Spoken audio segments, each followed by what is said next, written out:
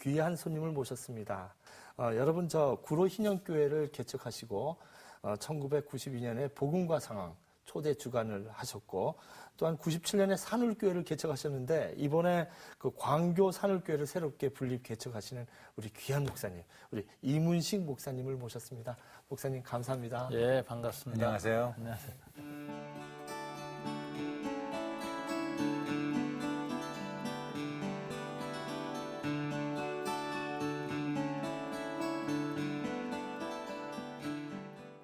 지난해 11월에 그 발기인 대회를 열었고 그리고 올해 말 공식적으로 창립할 예정이라고 하는 복음주의 교회연합 이것을 시작한다고 하시는데요.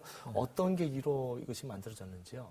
예, 우선 그동안 기독교를 대표하는 단체들이 많이 있었습니다. 한기총이라든가 또는 NCC라는 게 있었는데 각자 이제 그 대표하고 들어주는 기능이 조금 달라요. 그런데 지금 상당히 좀 젊은 세대들 목소리를 반영 못한다라는 약점이 있습니다. 그래서 지나치게 그 대형교회 중심의 구조를 만들었다든가 교회의 어떤 상부 그 교단 중심의 그 구조를 만들었다든가 이런 것 때문에 젊은 목회자들이 볼 적에 기독교 대표성을 잘 반영 못한다는 생각이 있는 것 같아요. 그래서 이제 목회자들 중심으로 인적 교류를 중심을 하고 그렇게 하면서 우리 사회 현재 한국교회가 갖고 있는 그 사회적 이슈들, 선교적 이슈들을 좀 이렇게 잘 정돈하고 드러내서 한국 기독교에 대한 세력이 조금 더 다양화시키자. 왜냐하면 너무 한두 조직으로 한국교회가 대표되는 거 여기에 대해서는 불만이 있습니다. 그래서 이제 한국 기독교의 대표성을 조금 다양화하자 하는 측면에서 이런 모임이 좀 형성됐고 이게 한국교회에 도움이 되고 또 한국교회에 대해서 여러 가지 실망과 한계를 보고 있는 젊은 세대 복음화에도 굉장히 기여를 할 것이다. 이런 생각을 갖게 된 거죠. 그 사회적 이슈 또는 선교적 이슈라면 좀 구체적으로 어떤 게 있을까요? 우선 그 복음주의 교회 연합의 신학은 이제 총체성이다 이렇게 볼 거예요. 총체적 신학. 그래서 과거 이원론이나 근본주의적 신학의 한계를 넘어서서 하나님 나라의 신학을 가지고 하나님의 주권이 인간의 삶의 모든 영역에 반영되도록 하는데 교회가 쓰임받아야 된다 이런 생각이고요. 그런 측면에서 사회, 정치, 경제, 문화, 또 가정, 교육 이런 모든 그리스도인의 일상적 영역에서 부닥치는 문제들 또 교회가 갖고 있는 문제들 있잖아요. 이런 문제들을 다 정말 신앙의 태제로 잡아가지고 거기에 대한 신앙 고백도 하고 거기에 대한 뭐 정말 가치 판단도 하고 또 거기에 대한 방향도 모색하고 하는 일을 좀 총체적으로 하자. 지금은 이제 뭐 후진을 그냥 조용히 학교 안에서 양성하는 그런 때가 아니에요. 현장에서 싸워야 됩니다. 그래서 이제 이슈에 대한 인식을 좀 예각화시키고 그리고 예각화된 인식을 가지고 문제의식과 위기의식 속에서 해답을 찾아야지 지금 그 안연하게 서재에 앉아서 무슨 대안 모색할 때는 아니다. 이런 생각이 우리한테 있습니다. 예. 네, 복음주의 교회 연합이라고 말씀하셨는데 그 목사님께서 생각하시는 복음주의 스펙트럼이 굉장히 넓을 것 같은데 목사님은 어떻게 정의하시는지요? 옛날부터 저는 이제 복음주의 목회자 협의 이런 걸 많이 구성을 했죠. 복음주의 청년운동도 했고 항상 그거에 대한 정돈이 좀 필요해요. 복음주의는 어떤 신학운동으로 보면 너무 좁아집니다. 그래서 저는 복음주의라는 단어는 선교적 개념이다 이렇게 봐요. 그래서 이제 에큐메니칼 진영과 이벤젤리칼 진영 보통 이렇게 이제 전 세계적으로 나뉘어지잖아요. 그러면은 복음주의란 뭐냐? 하나님 나라의 신학을 가지고 그 삶의 모든 부분에 대해서 아까 말한 것처럼 총체성을 가지고 응답하는 로잔 정신 뭐 이런 것들을 이제 확산시켜 나가는 운동이 복음주의의 진정한 전 아이덴티티다 이렇게 보고요. 다만 거긴 신학적 전통이 뭐 개혁주의도 있고 감리교도 있고 뭐 오순절도 있고 뭐 다 신학적 전통은 달라요. 그러나 이 복음주의라는 선교적 개념을 가지고 우리 시대의 이 복음 전파를 위해서 극복하고 정돈해야 되는 삶의 모든 영역에 대한 선교적 라인, 공동 전선을 구축하고 협력한다. 이런 측면에서 저는 복음주의라는 용어는 철저하게 선교적 개념이다. 그래서 로잔에서 복음주의라는 용어를 썼을 때는 선교적 개념으로 한 겁니다. 그냥 그렇게. 그 정도 개념에 동의하고 하는 분들이 이제 커뮤니티 형성하겠군요. 그 목사님, 저는 목사님 뵐 때마다 형님 같고 정말 큰 형님 같고 너무 친근하세요. 근데 비슷하세요? 예, 그래. 고맙습니다.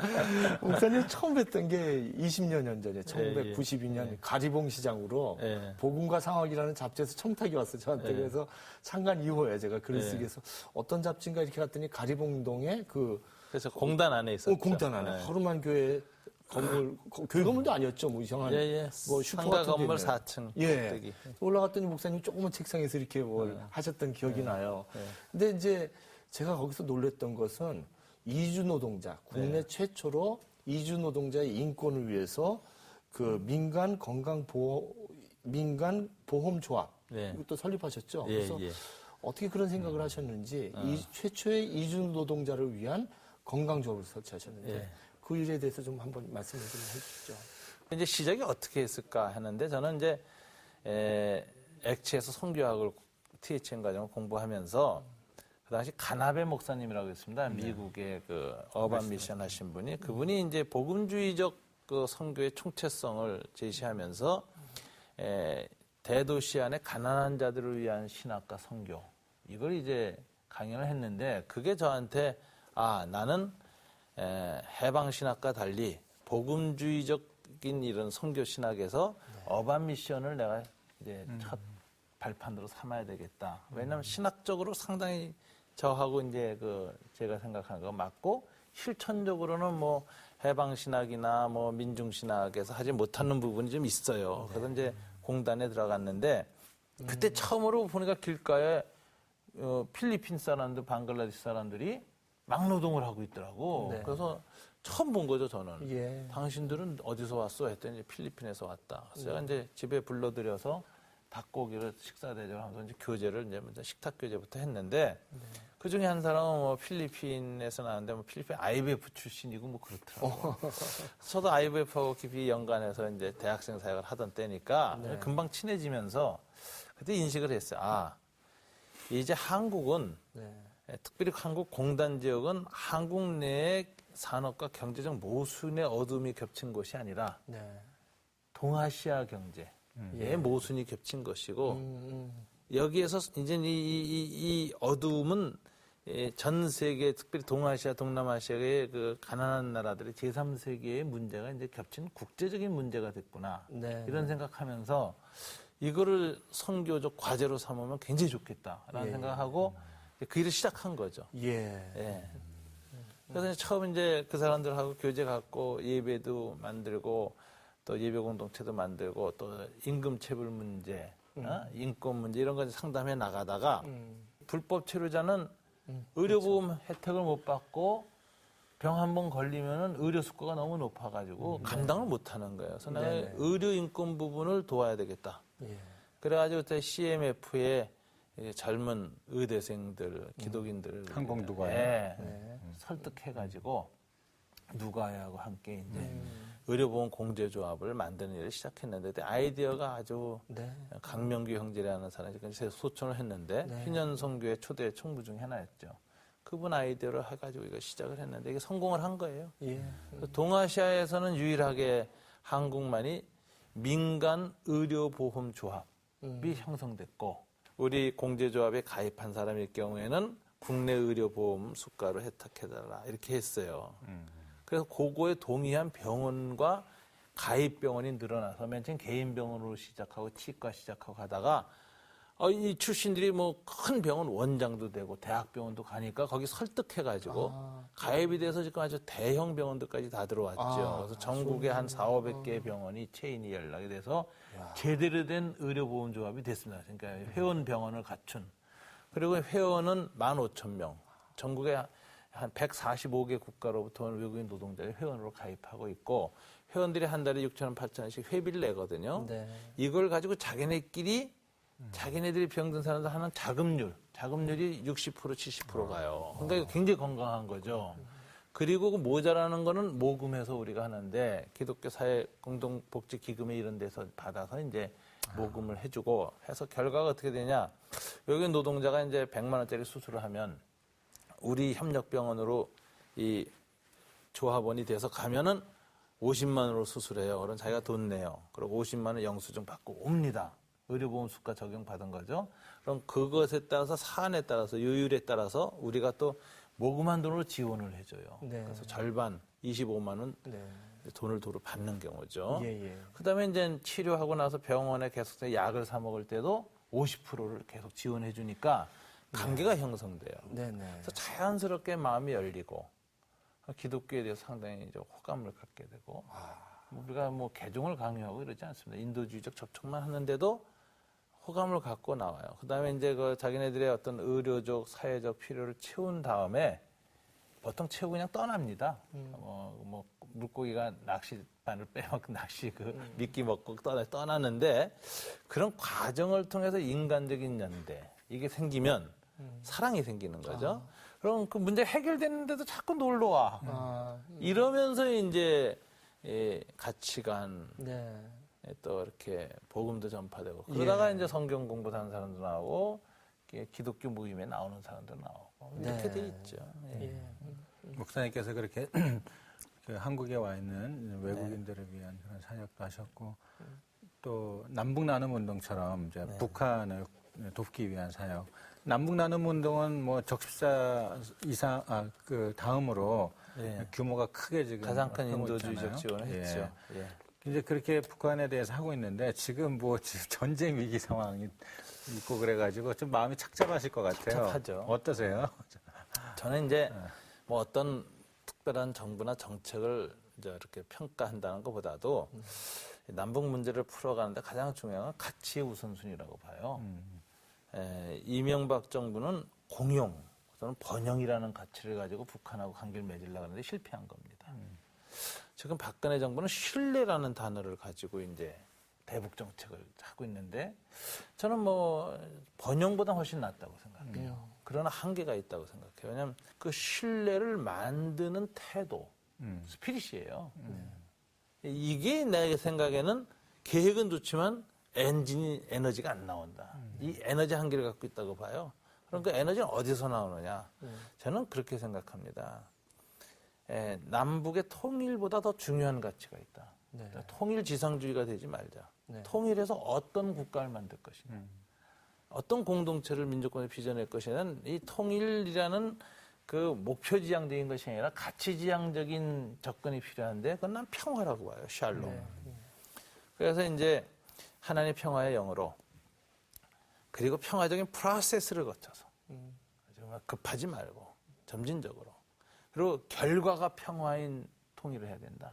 그래서 결과가 한반도 평화, 동북아 평화, 세계 평화에 기여하는 통일일 때 하나님의 샬롬, 하나님의 통치, 하나님의 평화에 부합한 그 한반도를 만들어낼 수 있다. 이런 생각이거든요. 그런 측면에서 지나치게 번영이라든가 신뢰라든가는 어떤 그 경제적 혹은 정치적인 가치보다 더 중요한 평화라는 가치를 가지고 이것을 국민 통합을 해야 된다. 저는 이렇게 생각해요. 그렇게 할 때 진정성도 확보할 수 있다 이거죠. 진정성도. 저는 그게 중요하다고. 현 정부의 어떤 그 통일 정책에 대해서는 그렇게 말씀하실 수 있고 또 우리 크리스찬들은 이런 상황에서 어떤 좀 생각을 가지고 마음을 가지면 좋을까요? 두 가지죠. 하나님이 세상을 하나님의 평화를 이루기 위해서 쓰는 기관이 이제 일단 둘이 있습니다. 하나는 정부입니다. 정부라는 건 피스키퍼예요. 그래서 안보가 최악의 상황에도 지킬 수 있는 안보 능력이 있어야 되고 그 다음에 군사력이나 안보력이라는 것은 전쟁을 잘 수행하는 것은 두 번째 목적이고 첫째 목적은 전쟁 억제력이거든요. 군인의 최대의 적은 전쟁 자체다. 이게 중요한 거거든. 전쟁 억제력. 이런해서 이제 피스키핑을 할 수 있는 능력을 가진 사람이 대통령이 돼야 하고 그걸 잘하는 게 대통령과 국가의 사역입니다. 근데 그것만 가지고는 피스 메이킹이 안 돼요. 피스 메이킹 누가 해야 되느냐? 이건 원수 사랑하고 적대감을 해소시킬 수 있는 이 태도를 가져야 되거든요. 그러니까 이 국가와 국가랑은 상호주의를 넘어갈 수가 없어요. 눈에는 이에는 이라는 그 현상을 타파하지 못해 유지하는 것만 잘해도 본존하는 게 국가의 한계거든요. 그럼 그걸 극복할 수 있는 공동체를 하나님이 이 세상에 주셨는데 이게 교회예요. 교회는 원수도 사랑하고 힘으로 힘을 대응하지 말고 사랑으로 응답하라. 그러니까 나는 피스 메이킹을 할 수 있는 그 한국 교회다. 근데 한국 교회가 너무 정치 논리에 휩쓸려서 피스 키핑에 함몰하고 그걸 기도 제목으로 삼는다 이거지. 그게 문제다 이게. 난 넘어갔으면 좋겠어. 네. 한국 교회가 진짜 피스메이킹보다는 어떤 냉전적이고 호전적이고 피스키핑에 들어서 정부의 한계, 교회의 한계가 같이 갇힌다. 이건 비극이다. 예. 제일 못한다. 그래서 화평케 하는 이 하나님의 아들로서의 성품과 네. 삶 네. 이걸 교회 공동체가 드러내야 국가도 돕는 거고 민족을 살리죠. 난 그래서 이 정부 논리, 정치 논리, 무슨 이데올로기 논리를 넘어갈 수 있는 피스 메이킹, 화평케 하는 이의 아이덴티티를 교회가 가져야 되고 그걸 확산시켜야 민족의 비극을 넘어간다. 저는 이렇게 생각합니다. 네. 97년도에 산울교회 개척하셔서 지금까지 15년 좀 넘으셨는데 그냥 계시면 될 텐데 또 이제 광교로 가신단 말이에요. 더군다나 이번에는 보내시는 게 아니고 본인이 직접 가시는데 특별한 이유가 있으신지 어떤 목회 철학을 가지고 가시려는지 거기서 또 뭐 하시려고 보면 그 유진 피터슨 목사님이나 한국의 많은 분들처럼 정주 목회를 선언하고 한교에서 30년, 40년 하는 훌륭한 분들이 계십니다. 그러니까 저는 그 아주 목회한 좋은 모델이라고 보고요. 또 저는 조금 다른 것 같아요. 저는 정주 목회가 아니라 소위 말하자면 유목민 목회.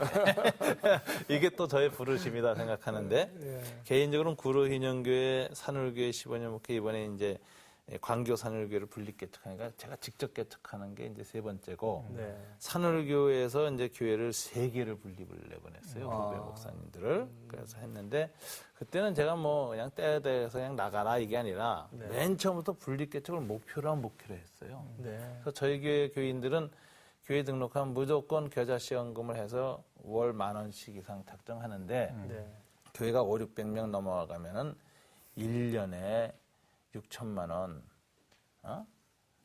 또는 1억 가까이도 돼요. 그래서 2-3년만 모으면 교회 개척 기금이 돼요. 겨자씨연금이. 예. 그래서 뭐 어렵지도 않아요. 한 달에 10,000원씩만 하면 되니까. 그러니까 그렇게 하면 이제 목회자만 잘 준비시키면 분립이 되거든요. 그럼 뭐 그때 가서 특별히 헌금하고 난리칠 필요도 없어요. 그냥 하던 대로 하면 돼요. 그래서 저는 맨 처음부터 그렇게 해가지고 기획 분립을 시작했는데 그렇게 해서 이제 3교회를 내보냈죠. 근데 그건 이제 목회 철학이 저는 한 그루의 큰 나무를 만들지 말고 아름다운 숲을 가꾸자. 이게 제 목회 철학입니다. 그래서 좋은 목회자하고 동역하는 지역에서 좋은 교회들이 많이 생기는 걸 목표로 했고 그래서 우리 분립개척하는 후배 목사님들 보고 멀리 가지 마라. 동네에 가까이 해라. 그래야 교인도 쫓아가기 쉽지. 그래가지고 이제 동네 좋은 교회가 이제 같이 더불어가는 이런 걸 목표로 했어요.